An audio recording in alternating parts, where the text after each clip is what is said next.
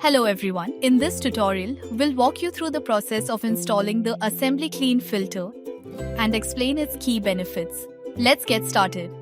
Protect every wash with Assembly Clean filter. Stops large dust particles from entering your machine and helps prevent 4C water inlet error. Protects key components to keep your washing machine running smoothly and last longer. Simple to install and clean, making regular upkeep a breeze. Step-by-step installation guide. Unscrew the adapter. Begin by locating the 4 screws on the adapter. Use a screwdriver to carefully unscrew all 4 screws. Attach the filter. Take the filter and attach it to the tap. Once in place, tighten all 4 screws securely onto the faucet.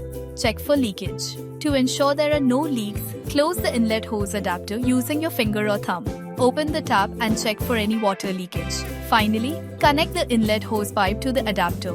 Use the lock provided on the hose to secure it in place.